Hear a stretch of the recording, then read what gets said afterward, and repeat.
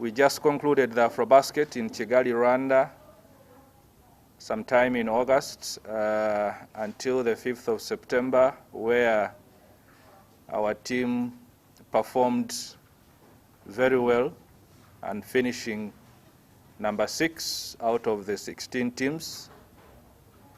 That was a very tremendous achievement for us in the history of Ugandan basketball. And when we go into the World Cup qualifiers, at the end of the day, it is the top 5 teams that qualify for the World Cup. And we believe that being number 6 on the continent gives us a very good chance to be among the top 5 and qualify for the World Cup.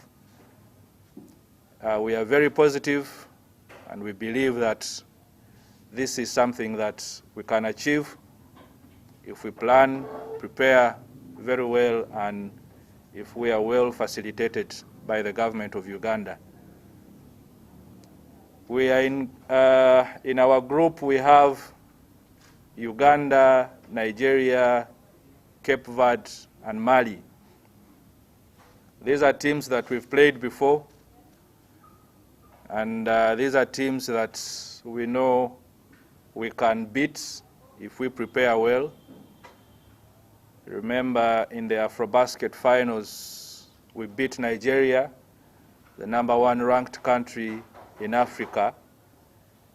So the gap is no longer huge as it used to be during those old days. So we can compete and actually qualify for the World Cup. The World Cup qualifiers are divided into 2 windows. The first window will happen in Benguela, Angola, between the 26th to the 28th of November, where we shall play those teams, Nigeria, Cape Verde, and Mali. Then we shall have a second window next year in July. The first week of July, the venue is yet to be named. After that, the top 3 teams in the group qualify to the next round. And then at that level, they will again make other groups where the top team in each group will then qualify for the World Cup. And as I said, we believe that we can make this dream happen and qualify for the World Cup for the first time in the history of Uganda's basketball.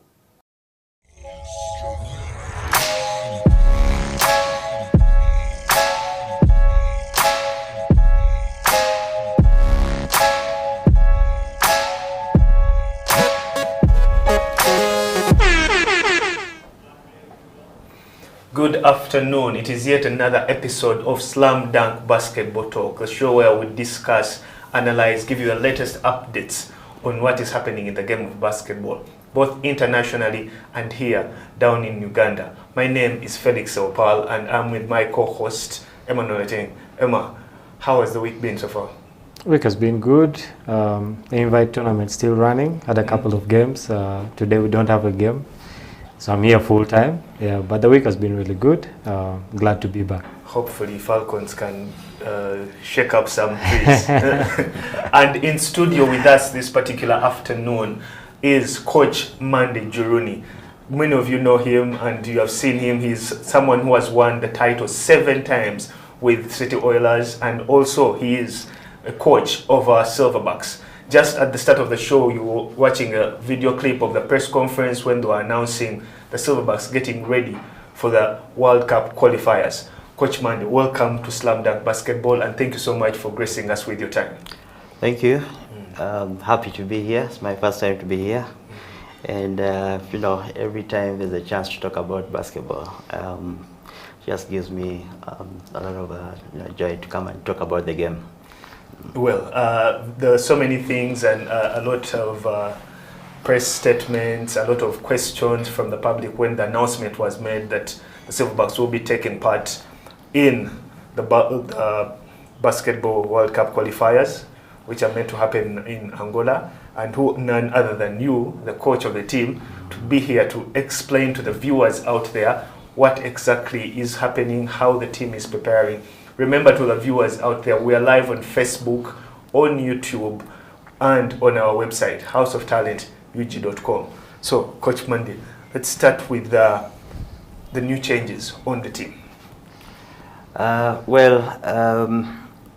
National team Silverbacks has been involved in international games. Remember, we had Afrobasket qualifiers during this time of the pandemic. Then we had the Afrobasket down in Kigali, and during that time there was a draw for the World Cup qualifiers. So this is going to be our second time to play the qualifiers. Remember, in 2019 we were involved in the World Cup qualifiers. We were drawn in Group C. We have Nigeria, we have Mali, we have Cape Verde. These are teams that we've been playing, very respectable on the continent. And as Silverbacks, as Uganda, we are happy to be involved in international games like these. I can tell you, back in the day, we would never even dream of playing such games. Being at such a stage. Yeah, so us being in these games and being on international television, it's a very big opportunity for basketball and young players out there. So this is really good for us, and we are happy to be involved. In terms of inclusions and exclusions? We are playing 2 windows. The first window is going to be this month, and second window is going to be in July for Group A and C.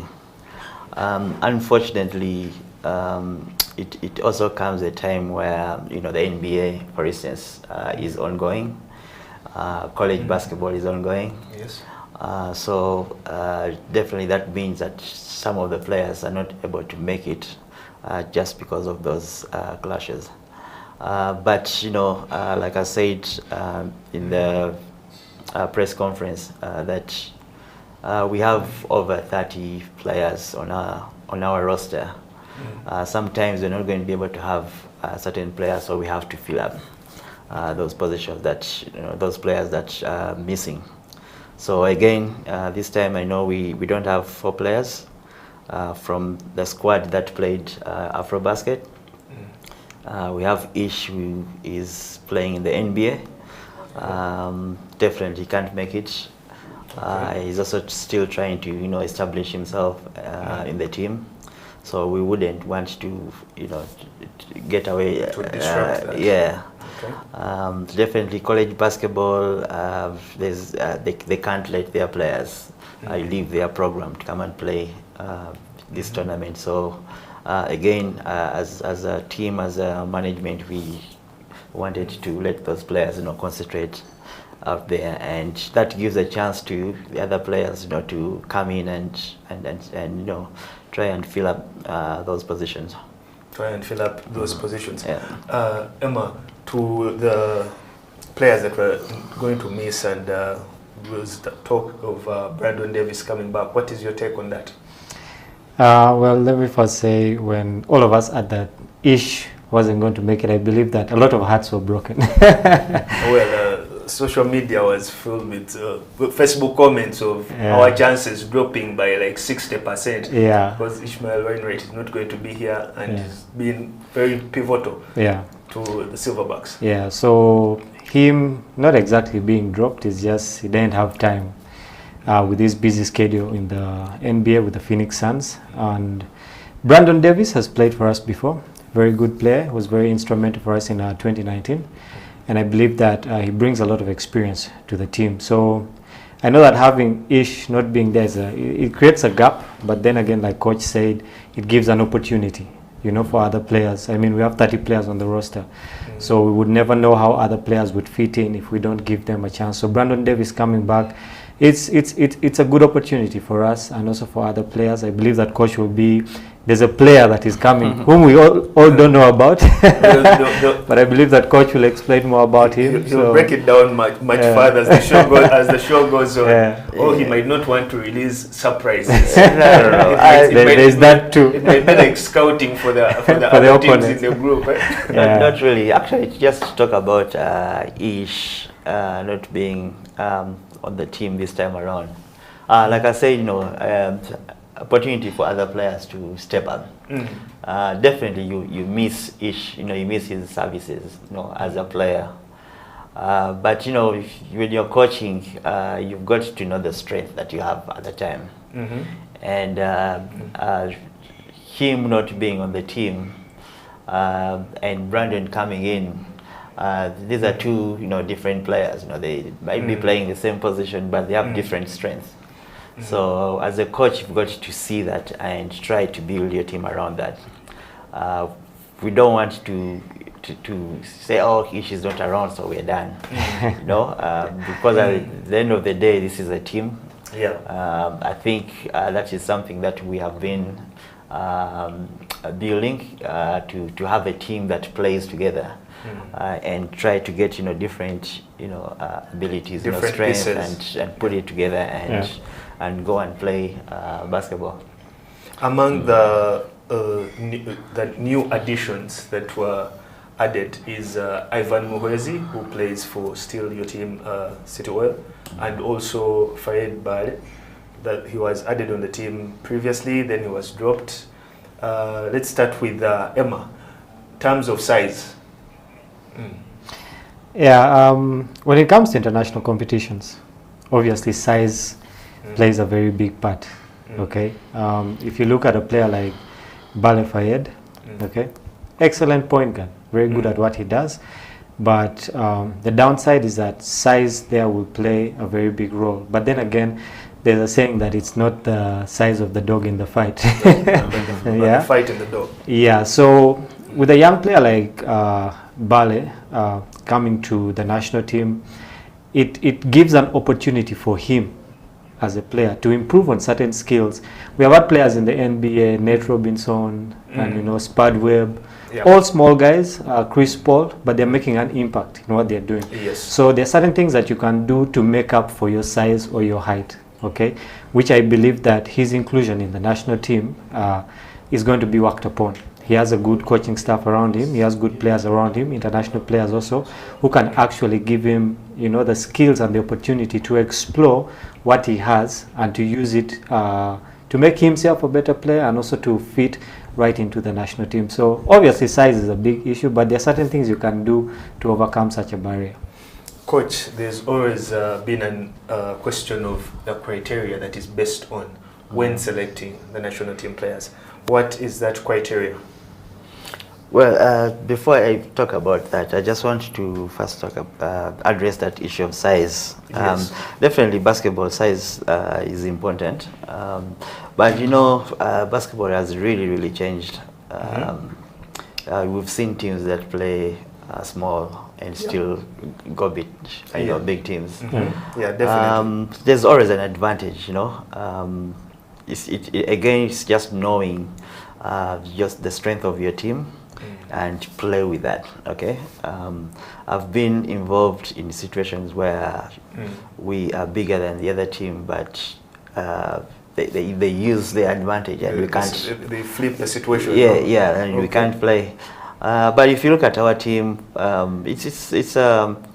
we believe we have the pieces that can compete, against any bigger team out there.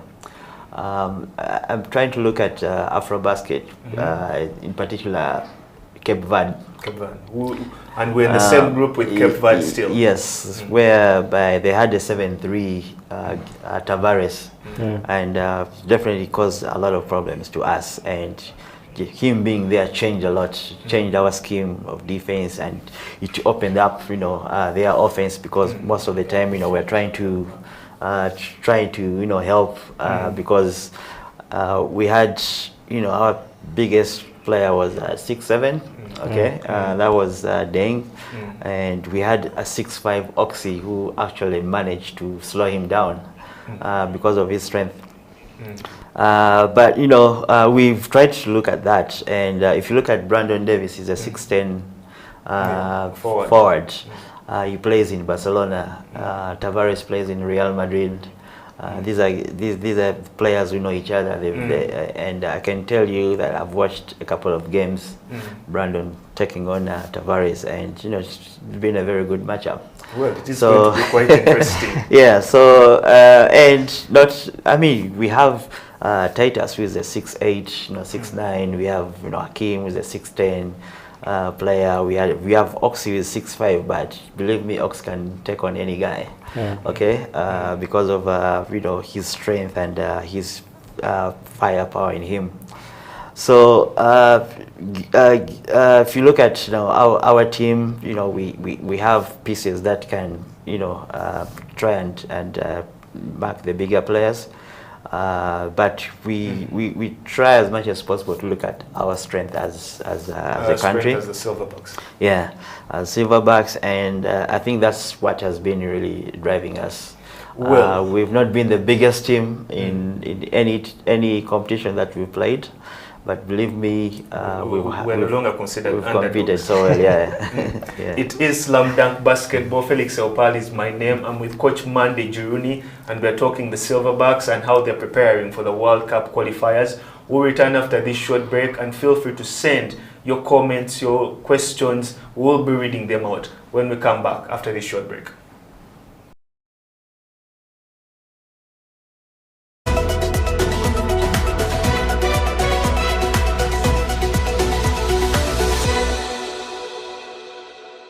First and foremost, thank you very much for hosting me. I'm really humbled, and I'm blessed to be here. Yeah, surely. Talking about basketball, personally, my journey of basketball started from far, very far. That was in high school, and in a situation whereby we did not have enough exposure. We didn't have coaches. We didn't have the facilities like we do have them right now. Although I'm saying this like there are so many years ago, there are not so many. That was about, I began knowing basketball in 2007. That was at KPC when I was in P7 vacation. That is end of 2007 actually, that KPC North. That's when I first touched the basketball. Then 2008 when I joined Namibia in Senior 1. I saw people playing. Actually, the people whom I saw there playing and inspired me were Sally of, he played for Chambogo Warriors. Do you remember him? The left-handed. Yes. And Omongin. Omongin, last I saw him playing for City Oil. Those were the guys whom I found in Namibia. I was in Senior 1. These guys were playing basketball at another level. And we would actually just go there to watch them. You know, for us by that time, they couldn't allow you to step on the basketball court that those guys are on, because they were senior 6s, you are a senior 1. You just, the best you can do is watch. Other than that, you don't step there. But nonetheless, that's where I started. Beautifully, or I would say lucky for me, that when I was playing with those guys, once in a while when they could see me about midday 1, when the sun is very hot, when they are still resting and waiting to come. So when we would go to court and, you know, try a few shots here and there, and then they would come and they meet us, they would see what we are doing, and, you know, they would identify talent. I don't know if I can use that one.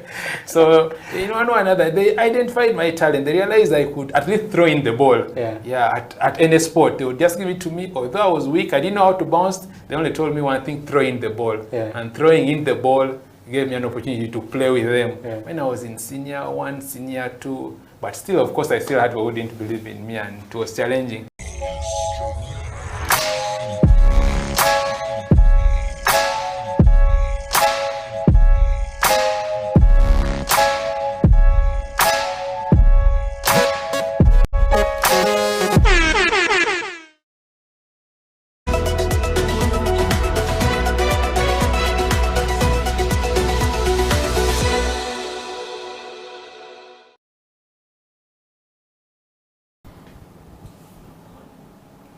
Welcome back to the second part of SlamDunk Basketball Talk. We are here with Coach Mande Juruni, the coach of the Silverbacks and also the head coach of the City Oilers, the record 7-time champions. Coach, before we went for the break, we were discussing the question of the criteria that is taken and undergone in selecting the players who make the final cut on the Silverbacks. Okay. We have a team, a technical team. We sit together and look at all these players. Obviously, as a coach, you watch most of these players, and also look at your team and see what you want to be as a team, what you want from a player.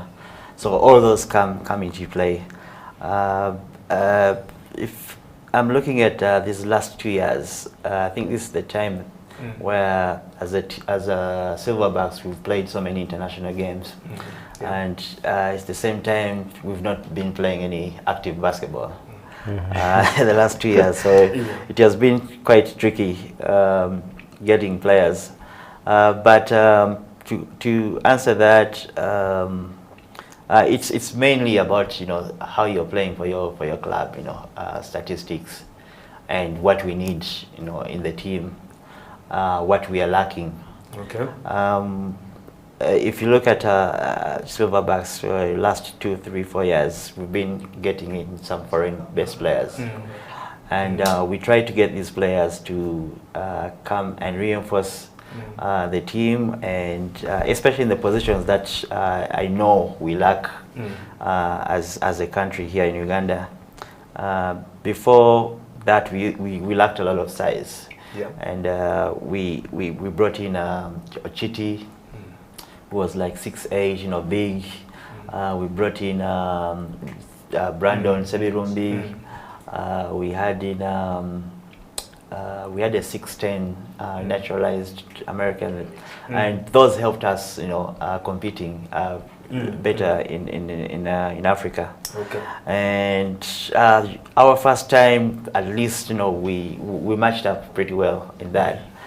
But we also learned a lot that we don't have good shooting team, so we need to try and recruit players who can shoot. And we scouted in Robinson and Eric and all these guys, and you can see that our team has really improved in that aspect. In fact, in the last qualifiers of World Cup in 2019, Uganda was ranked number 2 in the whole Africa in terms of offense, efficiency. And then we had 2 players who are the top offensive players in the whole continent. In the whole continent. Yeah, that was efficiency-wise. and points scored. That was Robinson and Jimmy Enabo. Robinson, Opong, yes. And Jimmy Enabo. So us playing these international games, it really helps us to know which kind of players, which positions that we are lacking, and of course that plays in a lot in trying to get players onto the roster. But at the same time, we also want to help our players back home to get on the team and feel that they are part of the team. And if you see, we always have more players at home than our foreign-based players. We normally call in maybe 5 or 6 players. Local-based players. Yeah, but the local-based players are normally 7 or even 8 sometimes. So I think that plays in, a lot with getting players. Brings in a blend of both of them coming in together. Yes. I have very interesting questions in my inbox. One of them is one that they've been discussing for quite some time. Coach Mande, someone here called Chisavira Ambra is asking, does someone have to be part of City Oil to actually make the Silverback team? It's something that has been, it's a discussion which people have always been having, because you have Jimmy Enabu, Ben Komakech, James Sokelo, Ivan Muhwezi, all from City Oil. So please help address some of the comments as we go on. Well, I don't think it's true that you have to be a City Oil player And to I be on the believe team. you've also been hearing that conversation. Yeah. And you also remember the time when news came out that Cesar Chizito was joining City Oilers. He was also added onto, he was called onto the, actually that discussion started from there mostly.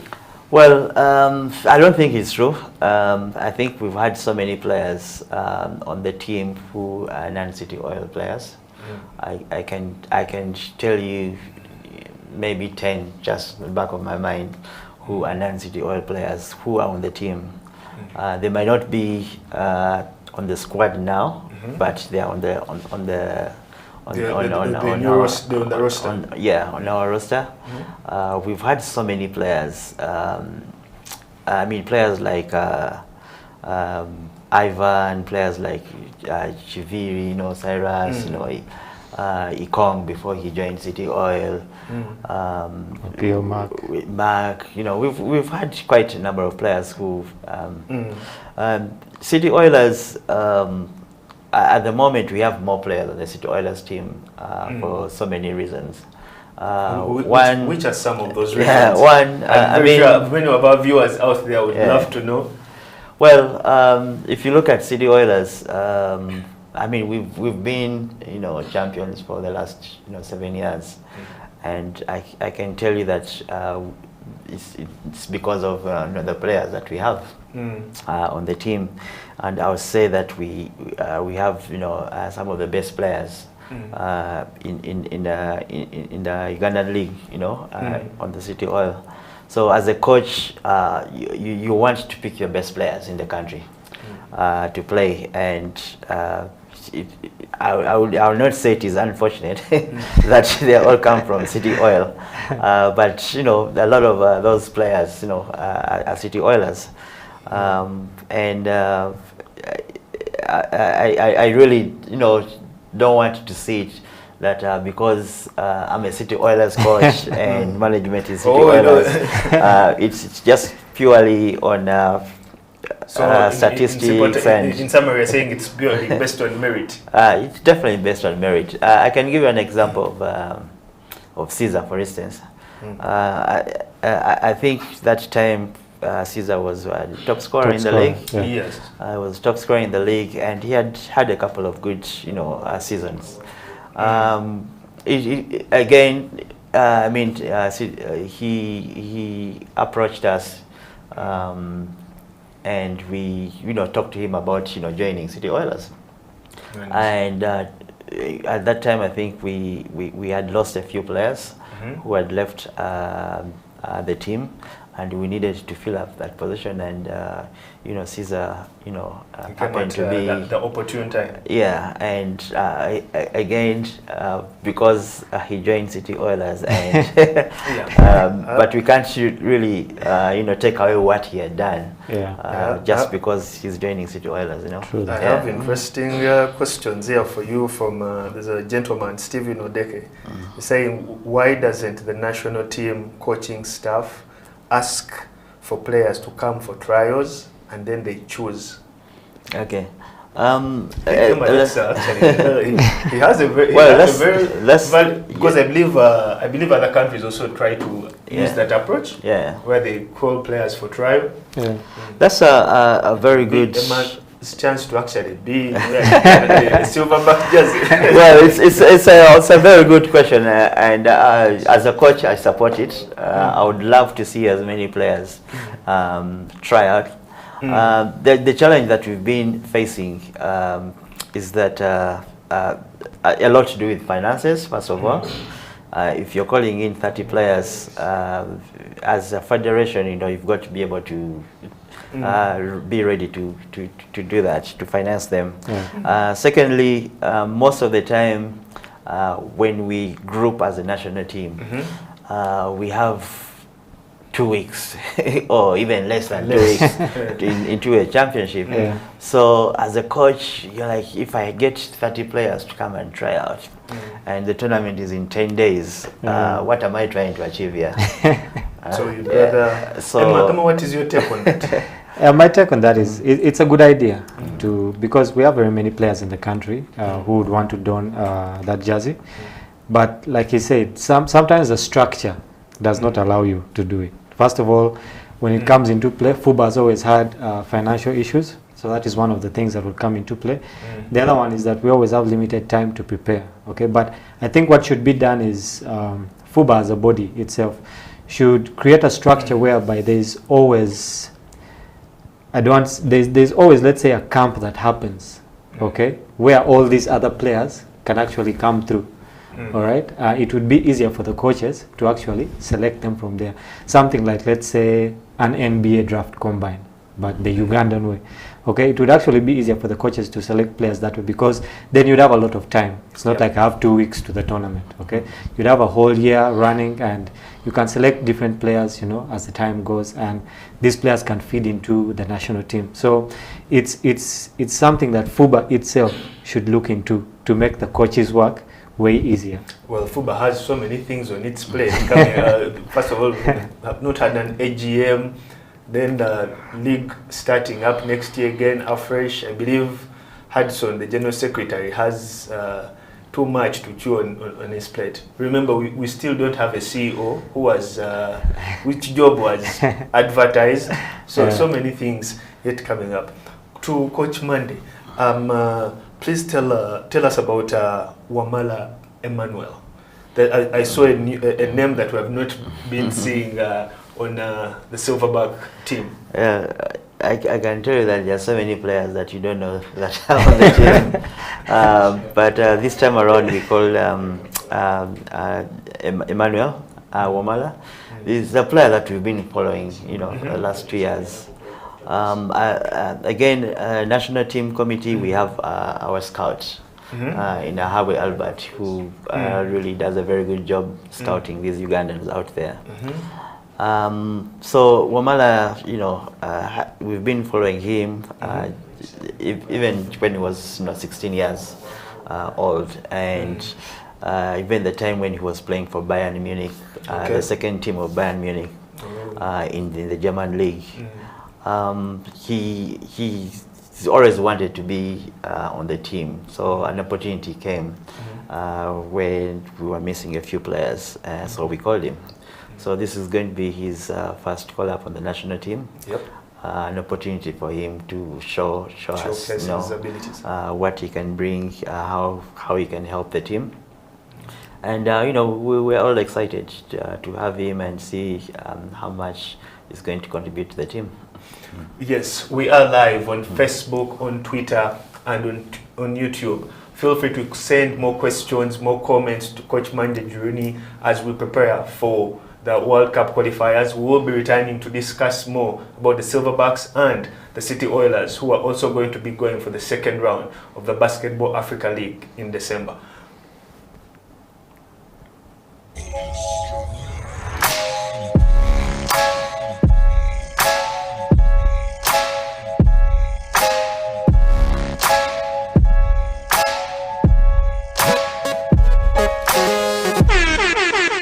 Wow, the whole world is undergoing a credit crunch. Yeah. The difference between Uganda and other countries is for us to talk about it, and the president doesn't talk about it. Other countries don't talk about it. Yeah.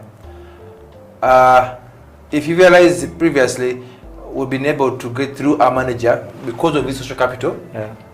Chantul would get money, and teams to travel. Even when the government has given them money, the team has traveled. Then the government will pay slowly. And then clear that. But right now, this was facing everywhere, and this is the time where we also got the Olympics coming through. Yeah.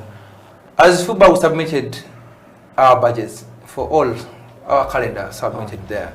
But do you understand right now, financially, everything's been cut down for 2 years in a row. Yeah. We had to struggle. And so, remember, on a basketball, she has to travel. Everyone wants to travel. Yeah. But the key thing is ownership of everybody. Like I can tell you, under 16, 4 days to the team traveling. Yeah. When you go to another, the boys can't travel because of social capital which we have. And I was able to reach one of the parents whose son was playing under 16, who's the captain under 16.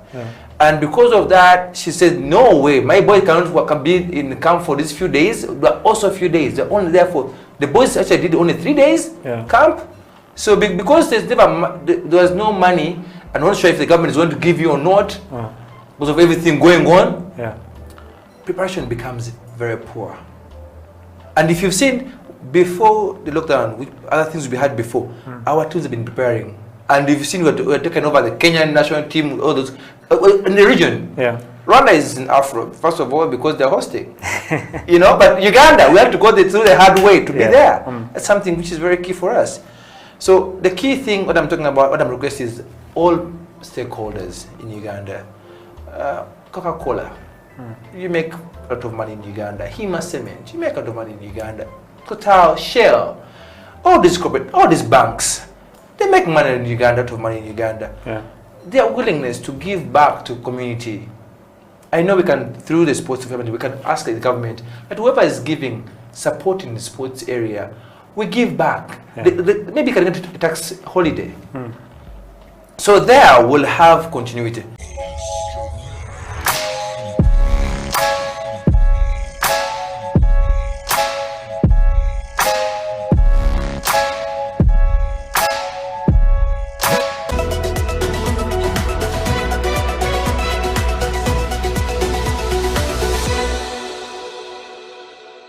First and foremost, thank you very much for hosting me. I'm really humbled, and I'm blessed to be here. Surely. Talking about basketball, personally, my journey of basketball started from far, very far. That was in high school, and in a situation whereby we did not have enough exposure. We didn't have coaches. We didn't have the facilities like we do have them right now.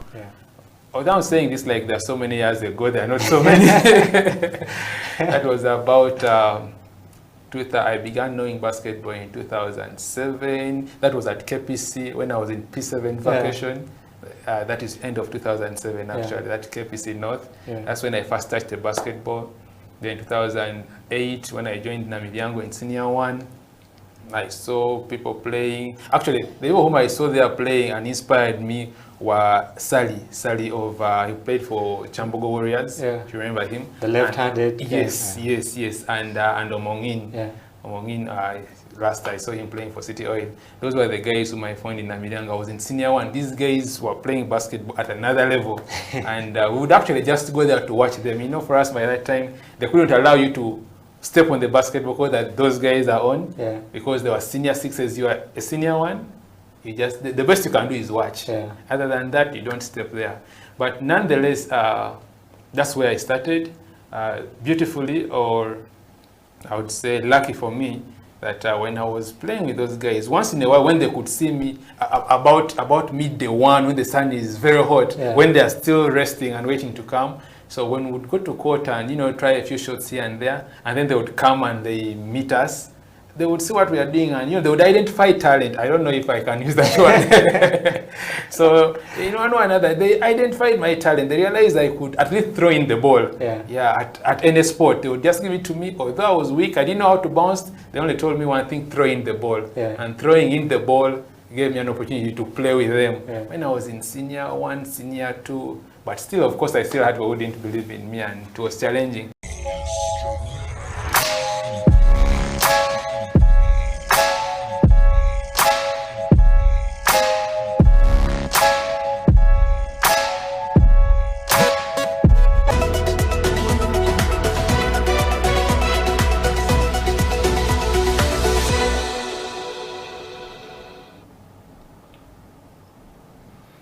Welcome back. It is SlamDunk Basketball Talk, and in studio we're with Coach Mande Juruni and Emmanuel Ateng, and we were discussing the Silverbacks and how they are preparing, who are the new additions, which people have been dropped and for which particular reasons, and how the team is faring. Coach Mande, you have quite a very busy festive season. Let's talk City Oilers. You are in for the second round of the BAL Championship. First of all, congratulations on those 2 wins and getting to that second step. Yeah, thank you. As City Oilers, our goal is to be in BAL in second edition. Last time we came short because of different reasons. But this time around, we want to be in BAL. We believe BAL is one of the. It's going to be one of the biggest leagues outside NBA. So we want to be part of that, and we believe that as City Oilers, we belong there. And in the long run, it's also going to help, Ugandan basketball. And to Emma, we had a discussion here still on SlamDunk basketball. Remember when prior to City Oilers going for that first round, when the news reports of the additions to the team and how there was that discussion of Ugandan sport media is not being patriotic enough. It is doing the work of the opposition for them. Yeah. This time around, what do you think should be done? Should they release the names of the new additions? Or? Well, I'm not sure there are any new additions from the first round of the BAL qualifiers, unless coach has something up his sleeve that we that we don't know about. Feel free, Coach Mande, to surprise the viewers out there. Well, BAL, the first qualifier is not as competitive as the second one, and even the final one is even more competitive. So as NBA and as FIBA, there's some rules that they put to allow teams to be competitive. Some of the rules, you have to have 2 African players. You have to have maximum of 4 non-Ugandans. Okay. You can have 4 foreign players. Foreign players. Okay.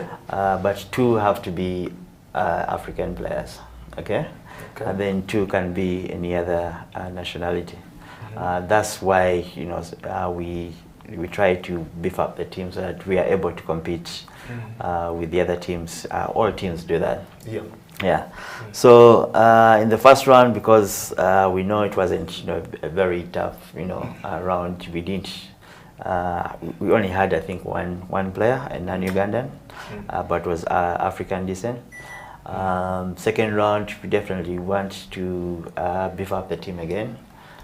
Because we know other teams are doing that, and that second round is the round that actually takes you to BAL, and that's where we stopped last time because of various reasons. As a team, as a club, we know where we went short last time, and this time around we want to change that. So that we want to even improve on that. We'll definitely improve on the squad. Yeah. So we're looking at more additions on the team. Yes. Emma, I think you can make some guesses on which players this time might be seeing since coach has already confirmed that they'll be having more additions. Yeah.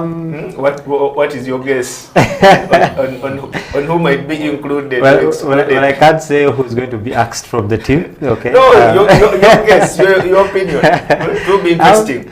I just want to see the new additions to the team. I know that City Oilers has a very good recruitment. Let me say policy. They don't just go picking everyone who plays well and they put them on the team. There's a structure I think they use, and everyone who has played for City Oilers really fitted well into that team. Kudos to the coaching staff, and it's going to be really exciting to see who they bring next. Okay, first round we had Okonkwo from Nigeria, very good addition. So it's exciting to always see what next. What are we bringing for the second window, and it has reached a point whereby City Oilers now is almost like the Ugandan team. Okay, because they are the ones in BAL. So it's not like, I'm a power supporter, I won't support City Oil because they're in BAL. No, once it comes to BAL, all of us become what? Definitely City Oil supporters. It's now Uganda. So I believe that we're all excited to see the new additions that are going to come, and like Coach said, they learned lessons from the last time, and I believe that this time, we're going to push all the way through to the BAL actually itself. That was something that very many people were anticipating, looking at how far the team can go and the competition that we have up against there, and also them making some other changes coming down here locally when it comes to, we're looking at teams trying to get back into action. That's just like we talked at the start of the show. Emma was talking about the invite, the tournament which is organized by Power Basketball to get players into some action. What is your take on our league resumption, and what do you think should be done differently when the league finally resumes next year? Well, it's good to see that there's some basketball going on in the country. You know, kudos to Power and, you know, all these teams that are playing in the tournament, and obviously the second division teams that are also playing. So you know, as a basketball, you know, lover, it's good to see, you know, basketball going on in the country. I think in the last 2 years just mainly been, you know, national team. But moving forward, I think everyone is looking forward to next season. And I think I think the federation is now doing a lot in making sure that all the SOPs will be put in place, and that, you know, players are vaccinated. I think one of the reasons why the league was stopped this year was because of the, you know, COVID, you know, situation that was, you know, beginning to escalate. So I think this time around, you know, everyone has to play a part. It's not just about the federation. I think the teams, you know, the players themselves, we all have to take care of ourselves. We know this virus is not only attacking this team or this player. No, it cuts across. It cuts across. So we all have to play our part. I'm sure the federation is going to play its part, making sure that, you know, the players are safe and the coaching team, and hopefully we'll have fans, you know, back in the stadium. A particular section of fans, actually not fans, beg your pardon, a particular section of team managers would have a suggestion of having the league reduced and it being made shorter. What is your take on that? Then Emma will also tell me his take on that. If Falcons would also want the league to be shortened. I don't know. Their suggestion is having teams play more games during the week, so that the league is, let's say, ended within a period of like 3 months. What is your take as a coach of City Oilers? Well, I mean, if you're a fan, if you're a player, you want to play the whole year.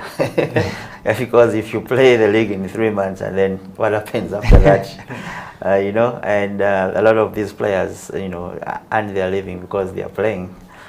Some teams might stop, you know, paying salary to these players because the league is not, you know, happening. Is it because of the finances? That's why they want to make the league short. Well, personally, you know, I think our league is okay the way it is. I would love to see even more games. To tell you the truth, you know, we're only playing 22 games in a season. That is very, very little. You know, we need to have more games for players, you know, to play and even get better. You know. Because as a country, we don't have so many tournaments. I think we only play the league. After the league, that's it. And what happens after that? Personally, I would love to see, you know, the league, you know, the way it is, or even played much longer. Much longer, yeah. Emma, what is your take? Longer league, or they should be shortened? No, just like Coach said, having a short league, you know, from all perspectives, the fans, the players, it wouldn't really be good for the game itself, okay? And let's give an example of, let's say, the marketing bit, okay? You're going to a sponsor and you're telling them, okay, this is the league, this is what we want to run, but it's going to run in 3 months. Okay, it doesn't give them also that much visibility. But yet, if there's also the argument of it creates more intensity.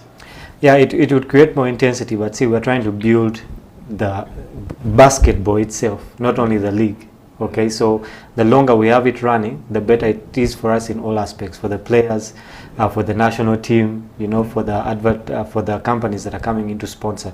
So it would actually be nice if you see the structure that the NBA uses. It's a long league, 82 games.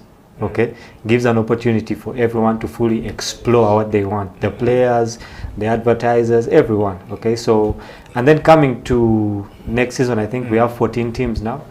Yes, yeah, we're going to have 14 teams. It will be 14 teams. Yeah, so 14 teams. If you're condensing the league, then it's really going to be hard to run. I would love to see the league actually run longer. If you can actually play more games. If we can't play more games in the league, then we should have more tournaments. I believe that back in the day, there were very many tournaments. Okay, you had the Falcon Invitationals, you had the Rhino tournaments, you had the All-Star game, Abelink, you know. Yeah. So we had a lot of basketball going on all around the year. But now we have been limited to only the league. Okay, and I mean we need to play more games. That's more games are needed. Yeah, I mean you can see like even in the NBA, they have conferences. And you play each team 3 times or 4 times. Here we're only playing 2 games, home and away.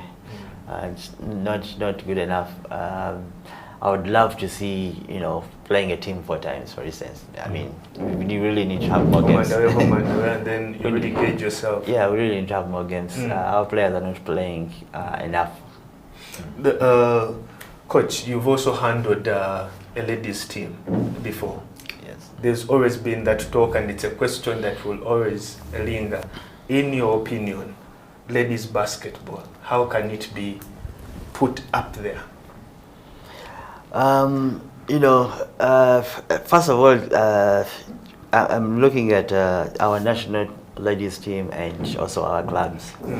Our national team, the ladies, you know, they've not been involved in any games in the last 3 years maybe. Yeah, I believe we're coming to 3 years. Yeah, about 3 years. Part of it is part of the problem is because of FIBA.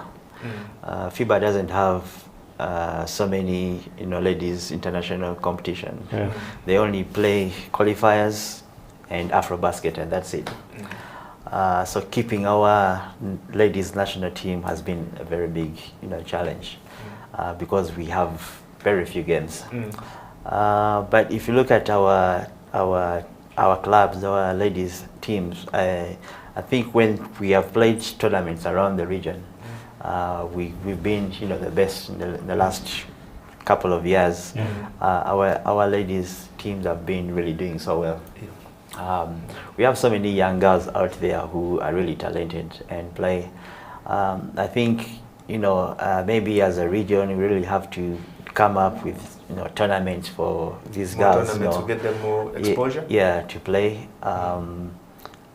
It's been unfortunate that, you know, COVID came in, and in the last 2 years, again, our ladies have not been playing a lot of basketball. And if the girls are not playing, you know, there's so many things that can happen in that period of time. But, you know, as a whole, our girls basketball is quite good. I think I would comfortably say that we have the best teams in the region when it comes to ladies basketball. I think we need to support them as much as possible. I've been involved, you know, ladies basketball. I've coached so many, you know, ladies teams, and you know, it's really fun, you know, coaching girls because, you know, they want to learn, they want to be better. You know, you see them working hard, and it's good, you know, to see our ladies, you know, play.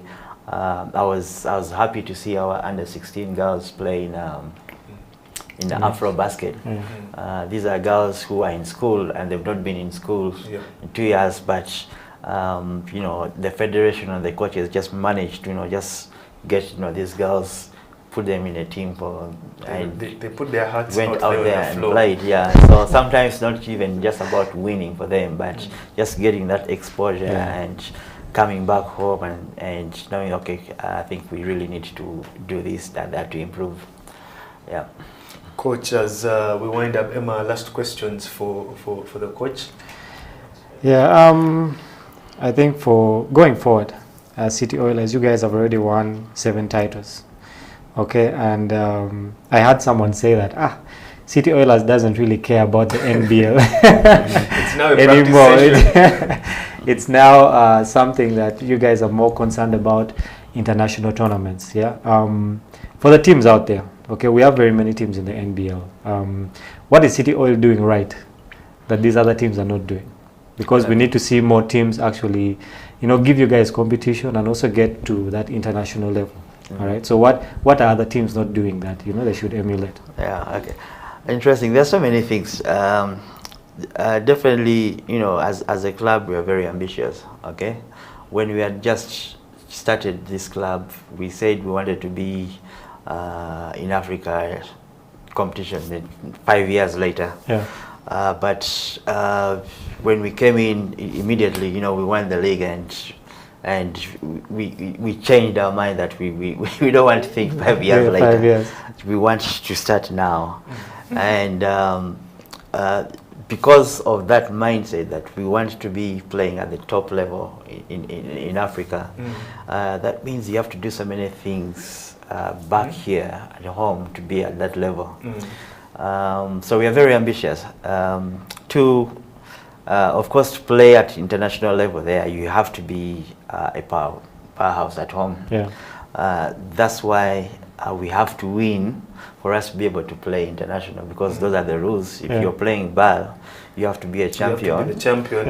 At home. Yeah. If you're not, then you can't play ball. Yeah. So we want to keep winning at home because we want to be in ball. Yeah. People say, "Oh, we win because we have money and all that." I really don't think it's about money. I can tell you that there are some clubs that play players better than City Oilers. No, but that's not the perception that's about it's City Oil is the money bags in Ugandan basketball. That's not true. I think clubs have to really look at themselves and see what they are doing wrong, where they are lacking. Is it the coaching staff? Is it the personnel, the players? Is it their training program? There's so many things that you have to put in place for you to have a very good product. So we look at those. We want our players to have accountability. Yeah. If you're not training, you've got to have a very good reason why you're not training. Okay, we hear stories. Some clubs have some star players who don't show up for training. We can't have that in City Oil. However big you are, we'll let you out. Big game. Yeah. We want our players to account for everything that they do on court. Yeah. Okay, if you are a player who is supposed to be scoring 20 points for us, and you don't, you have to tell us why you're doing that. So we want to make sure that we know the reasons why you're not playing well. Is it because of coaching? Is it because of this? Is it because of we want to check everything and see that everything is accounted for, and the coaches, if we lose a game, I can tell you that there are meetings that happen, and we have. And what is the nature of those meetings? The management has to know why. Why did we lose? So you have to have reasons why, and they have to be good reasons. So that keeps us in check. Okay, for us to try and be at a high level player to always improve and progress. Yeah. So basically, teams have to be more accountable, not just on court, but even off court. Everything that you do on court, everything that you do as a coach, as even management themselves. Sometimes we sit with management and we ask them, we are lacking this and this. Why aren't you doing that? Because that helps the team to play at a high level. Yeah. So it is not just players, but all departments have to elevate and work together. Yeah. As we wind up, perhaps you can tell the viewers out there when the team will be going to camp, when the foreign-based players will be coming in, or will they just be joining you later? So the Silverbacks are going to start training on Monday, which this coming Monday, at Africa Bible University. Our first game is on the 26th, so that will give us about 10 days. 10 days to prepare the team.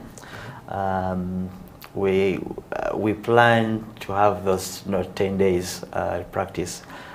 Because we have a few players who are still engaged with their teams playing, so we can't have them for all the 10 days. We expect some of the players to start coming in next week. We're hoping by Wednesday, Thursday, we'll have a few players come in. Of course, that also depends on the finances. You've had Hopefully and the seen, seen the financial, according to we've seen the financial problems that we've had, but we are very grateful for the government of Uganda. I think they've really done a very good job supporting the national team. All the games that we've played, all the international games that we've played, wouldn't play them if it was not for the government.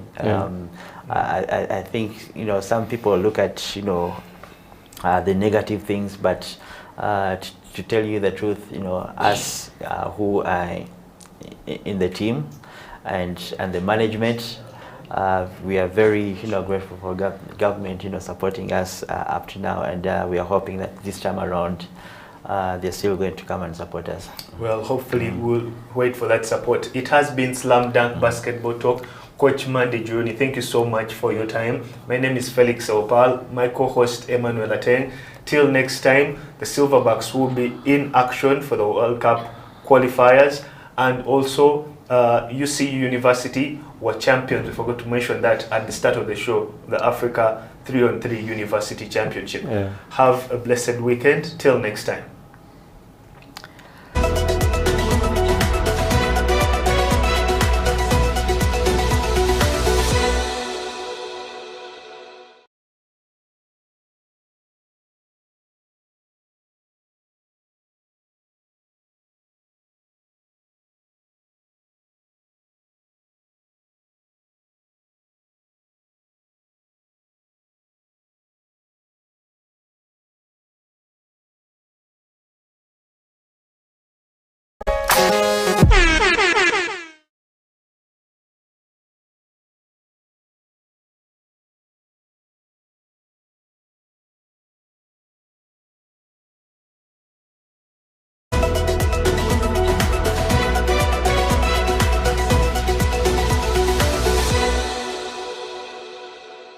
First and foremost, thank you very much for hosting me. I'm really, really humbled, and I'm blessed to be here. Yeah, surely. Talking about basketball, personally, my